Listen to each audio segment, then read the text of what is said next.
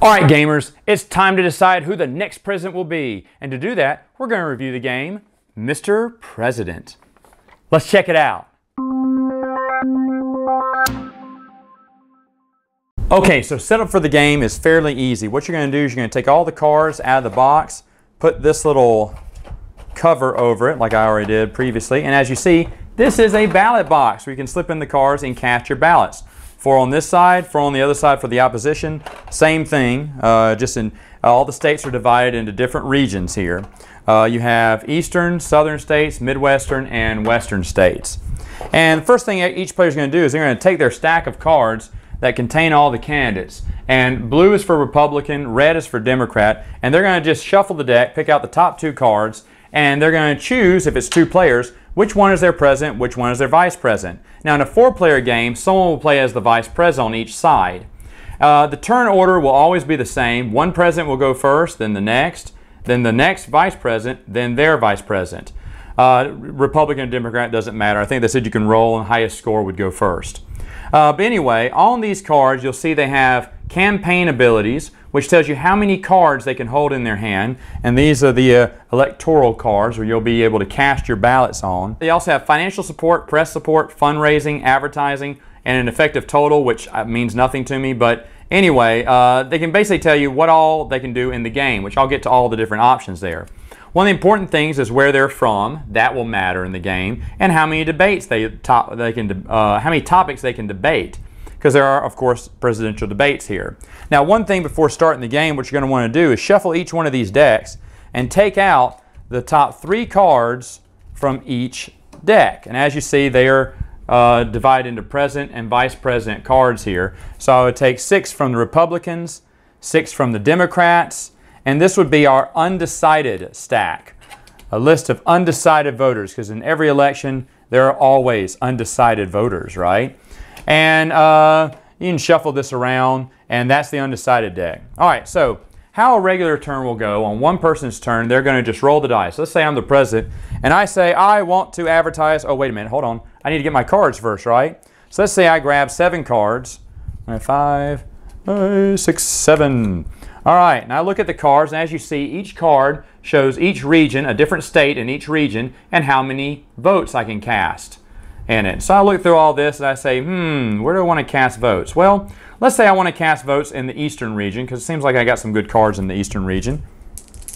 I'm going to roll both of my die here, and I rolled a 9. A 4, a 5 equal 9. Now that's important because looking at the ballot box here, that means I can vote in 4, New Jersey, 5, Pennsylvania, or 9, New Hampshire. Those are the only places I can vote because I rolled the 4, the 5, and total that is 9. So New Jersey, Pennsylvania, and New Hampshire. I look through my cards. Do I have any of them? No. Huh, what dumb luck. But let's say if I had New York, I could cast these 2 votes and say, and tell the opponent I am casting ballots, 2 ballots for New York, and slide them in there. And then what I would do next is I would take this tally sheet. Each person, each team is going to have a tally sheet where they're going to keep up with their votes, the opposition's votes, and whatnot. As you see here, it has Republican and Democrat, and these are tiered. You can only visit states a certain amount of times. Like Louisiana, I can only visit 3 times. Vermont, I can only visit it twice. Illinois, I can visit 5 times. But after I've cast ballots in those regions that many times, I'm done. I can't return back to that state. So it limits the number of visits you can do per state, which is really cool. You can also keep up with your opposition. Whether you're Democrat or Republican, you can just mark off the opposition and where they're casting votes. You don't know how many votes they're casting, but you do know the state of where they're casting. That's one thing they have to announce. One thing about these tally boards I really like, though, you draw on it with a pencil and it easily wipes off. This is a kind of a gloss here. Yeah, there it is. You can get it across the light there. And they're really nice. They're very reusable. I played the game several times and don't have much markers down there. So it's really cool. In this game, you also have advertising, fundraising, which I'll get to later. They have built-in edges for each department, somewhat for tiebreakers. But of course, if you have incumbent president, you can add these votes to that incumbent because they're going to have a certain edge in certain, Republican or Democrat swing states. And then, of course, over here is the tally, where you would tally up all the votes. Now, I cast votes in that example, but to be honest, I rolled a 9, a 4, 5, and a 9, and I really couldn't cast any votes. So what happened if I couldn't cast any? Well, in that case, my guy would go to his campaign headquarters. Campaign headquarters are at his home state, so he would be in Iowa. And if I had any cards in my hand that vote for Iowa, here's one. So I got one card. I can go ahead and submit this ballot while I'm at my headquarters because I'm in Iowa. So I'd say here's one from my home state of Iowa because I'm at the headquarters. The next thing I would have to do is I would have to draw a card. Now these cards can do anything. They can signify anything. They can be bulletins, rumors, and whatnot. But I picked the top card and it's a press endorsement. Wow. Okay, I'll go ahead and get to this. So if I look at my press support, I'm a 5. I'm pretty good on press support. So what I'm going to do, it says minor endorsement from the Minneapolis Star, roll 1 die. All right, so I roll 1 die and it is a 3. So I can take 3 cards from the undecided deck and cast them, and let me see, my press support, if you remember, was a 5. So it says 5. I can cast them in the Midwest only. So let's say I take the first 3 cards, I rolled a 3. I take 3 cards here from the undecided deck, and I can only go in the Midwest. So let's see here. I have Ohio, Iowa, and Missouri. Now, I can put all 3 of these in here if I want, but that counts for a vote in Ohio, 1 in Iowa, and 1 in Missouri. So if I put them all in and cast them all in, I would have to mark those off of my list as visits. So if you have something low, you may not want to cast all the votes there, or you may say, no, I don't want to vote there. You can return whatever back, and you don't have to waste one of your votes on that if you don't want to. If you want, you can cast them all. But remember, you have X amount of votes you can do for each state. So anyway, let's say, well, you know, looking back at these, what was that, 1, 2, 3? It's not really good for anywhere, but let's say Ohio, you know, that's an important state to win. So I say I'm casting a vote for Ohio, and both sides will mark it off. And I get to use it even if it's his. Remember, these are the undecided votes, and that's where I can get it to go. And then I just discard this or put it at the bottom of the deck. You'll never get to the bottom of all those cards in a game. But anyway, that's how a regular turn will go. I'll be casting ballots or going to my HQ. Now, where the game gets really interesting is if I roll a 7 or doubles. If I roll 7 or doubles, I have tons of other options to choose from. One would be advertising. So let's say I'm the president here, and he has an advertising. Well, first off, financial support. I should get to that. He's a 5. My vice president's a 10. Wow, he is strong. That would give me $15 million in my war chest. That's very good. So I would put 15 million right here. And you can put 15M. And let's say I want to advertise in some southern states, because I'm not getting votes in southern states, and I really want to advertise. So I roll my die here, and I advertise 1 and 3, which make 4. If you see there's a 1 and a 3. So I can advertise in Louisiana, Georgia, or Virginia.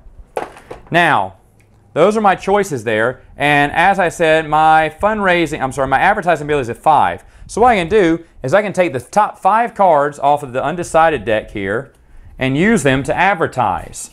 So let me see what I have. A 1, I can advertise in Louisiana, Georgia, or Virginia. I don't have any of them. But if one of these were one of those, I could cast that vote for that region. Let's say I did have 1 in Virginia. How much is Virginia? $2 million.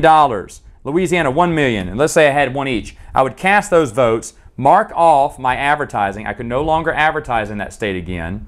It saves me a trip there. So if I made the max amount of trips to that place, I could maybe try to advertise in that state for to cast one more ballot. So that's really good. But let's say I cast 1 in Louisiana, 1 in Virginia. That cost me $3 million. I'm going to take $3 million away from my $15 million, maybe just scratch it out, and put $12 million, and that's what I have left. So that's how advertising works. And advertising is really helpful because, of course, you get to grab from the absentee ballots. Now, what happens if I don't have this big war chest? What happens if I don't have much funds or I run out of funds? Because you can do that while you're advertising. Well, another option you can do is, of course, you can do some fundraising. I look at my fundraising ability. Let's say on him it's a 1. That's terrible. But it's my president's turn. He's fundraising. He's a 2. What I'm going to do is I'm going to pick the region of the state that I want to advertise in. And, of course, I'm going to mark that state. Oh, I'm going to roll the die and see what I had. I'm advertising in the Midwest, let's say. So 4, 4, and 8. that sucks. I only have 2 choices there. I can advertise in Michigan or Iowa. Let's say I want to advertise in fundraise in Michigan. And I look at Michigan here, and I'm going to check off the fundraising there because I can't fundraise there again. So I'm fundraising in Michigan, and let's see how many funds that I can get. Now, as you saw in my fundraising, I am a 2 here in this example. So what we do is we flip our tally board around to the back. We look at fundraising. How many electoral votes does Michigan have? Got to look at that. Michigan has 21 electoral votes. So look over here, 21 to 27. That's the bracket I'm going for. Remember, I was a 2 at fundraising, so there's where I'm going. Now I'm going to roll the die in that area. And I'm going to say, all right, let's get some advertising money in here. I rolled an 8. Now, I'm going to take that total and see what I get right here and 2 on 8. 8. So I go right there. I just made $2 million in advertising funds. So I fundraised $2 million. I add that back to my war chest, so when I want to advertise some more, I can. And that's just one of the things you can do if you roll doubles or a 7. But another thing you can do, you can challenge your opponent to a debate, either VP against VP or president against president. What you're going to do, let's say it's my vice president here. My vice president, he identifies with a balanced budget and space program. Now they may have 3, 4, 5 topics. They may have several topics. And the more topics you have, the better, because it's going to come in handy because you can't debate the same topic twice. So what I'm going to do is I'm going to pick a balanced budget. I'm always for a balanced budget for America. And I go to the Democrat candidates, and let's just pick 2 here.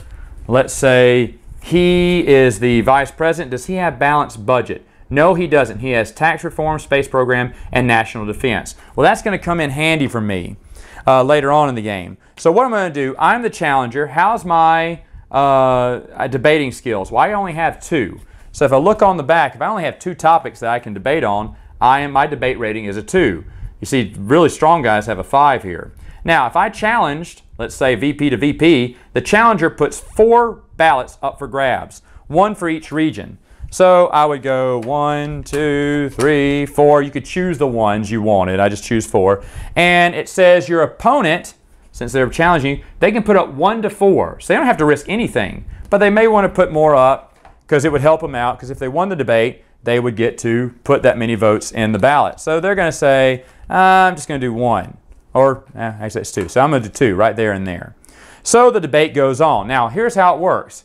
In this debate, someone has to roll exactly a 4 or 10 to win. So I am the opposer, or the challenger, excuse me. I will go first. I roll. Did I roll a 4 over 10? Nope, I rolled a 7. So now my opponent will roll, and he rolled a 9. Okay, now because the topic is something I'm familiar with, I get a second roll. So come on, baby, 4 or 10. And I didn't make it, I got a 6. So no one wins. Now in that case, what they say, no one wins. You can take up your ballots. If both people win, what if I rolled 1 and he rolled 1? Well, we both get to cast each other's ballots. He'll get to cast his 2, I'll get to cast my 4. What if I won the debate? I get to cast my 4, plus I get to take his, and I get to cast his votes into my ballot. So it helps when you win a debate. Also, toward the end of the game, you really want to win as many debates as you can, which I'll get to later when we come to the final tally. Now, one house rule I have, this is a house rule, is if no one wins, I say we take them all and we throw them in the undecided. Now, that's just a house rule. You do not have to play by that. That's just something we did for the debate, so kind of all or nothing. Makes it interesting for debates. Now, as you're going through the game, eventually you're going to run out of cards in your deck. And if you run out of cards in the deck and all you have is cards in your hand, you enter something called home stretch. What home stretch is, instead of picking 1 region to vote on, I get to pick 2 regions. So I say, okay, the South and the West here. So I roll the die and I get to choose the 4, the 6, and the 10 from both of those regions. So it gives me more, more choices on where to cast my ballots. Now, the first person to completely cast all their ballots at the end, during the game, then the game gets really intense because every player who have remaining cards, they must fold them and put them in the undecided votes here. And as the game goes, we have to decide first off, as we shuffle them up, who won the most debates. So if no one won, then no one gets the advantage. Let's say I won that debate last time and he lost and he didn't debate me ever again. Well, if whoever won the most debates, they get the top 5 cards off of this deck. Another cool thing is, you know, they say visiting small states is not that good. Well, in this game it is. You get to tally up who visited the most states, because whoever visited the most states will also receive another 4 cards from this. If it's a tie, then no one gets it. After that, you divide the rest of the stack evenly, vice versa, you know, so on and so on. So after that, you just start casting what remaining ballots you have left. Just throw it all together, and then you're going to come to the final tally. You're going to start tallying up all the votes you received from each state and seeing who won those electoral votes. Now, at the bottom here, it even has some bonuses here. Whoever had the most votes in the Eastern region, Southern region, Midwest, and Western region, they get additional votes as well to add on to their total. Of course, the first person to 270 wins the game, and that is Mr. President. All right, so another 3M game here. What do I think about it? Well, this is my favorite 3M game. I love Mr. President. Hands down. Let me see, I've reviewed High Bid, which I love, Feudal, which I love, Mr. President. Oh, I adore this game. Seriously, hands down, favorite 3M game. It's awesome.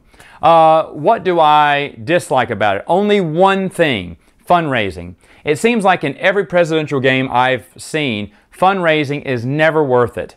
Because you're going to be wanting to cast votes, right? If you advertise, you get to cast votes. If you debate, you get a bonus at the end. That makes it important. You want to cast votes in smaller states. I love that, because at the end, whoever votes in the most states will also get a bonus at the end for more absentee votes. That's great.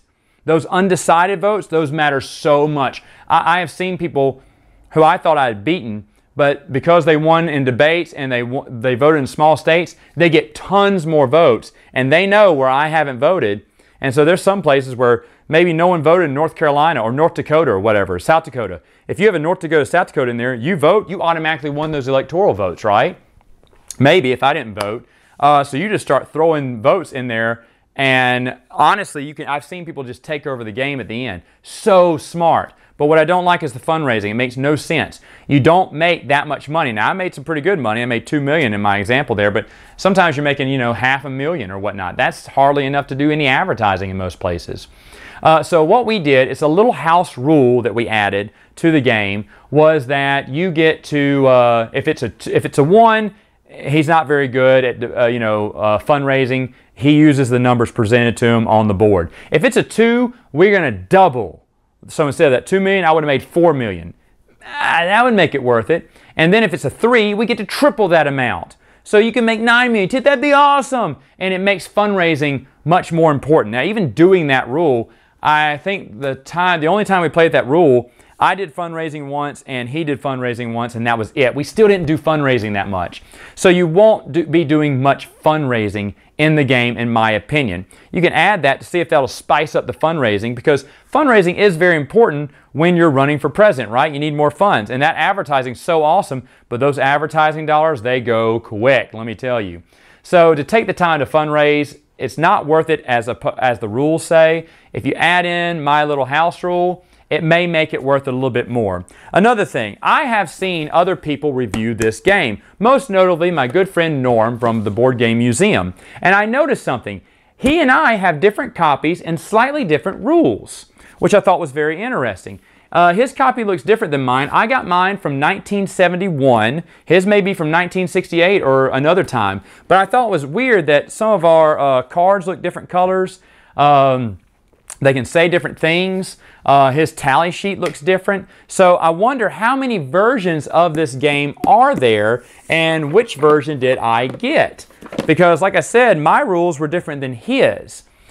Still, that being said, Mr. President is a great game. You can get this for cheap, super duper cheap online. I think you can easily get it under 20 bucks. I paid about 10 bucks at a flea market. When I saw it, I knew what it was. This was actually one of the first 3M games I bought, and I was super interested in it. Well, I bought Feudal first, but I wanted to get Mr. President because I said, this looks good.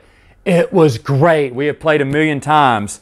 And of course, during our election season here in the U.S. right now, this game's come out a little bit more often. And it's just a super fun game. You're just casting ballots and trying to get your person elected. And I swear, it is just as unpredictable as the election because you don't know by the end whether they're casting, 15 votes for California or just 5. All they're telling you is they cast a ballot in California. And I did that once. I had just not very good cards for California. And I said, yeah, I'm putting in a few votes for California. And then my buddy started wasting all his votes on California while I stole, Texas, Florida, and New York from him. Boom, It's really deceptive. There's a lot of layers in such a simple game. 3M is the master of taking simple game mechanics and putting it into a fantastic game. And Mr. President, honestly, one of the best 3M games that were ever created. I don't really care for Acquire, but I love Mr. President. All right, gamers, that is all the time I have for today. So until next time, game on.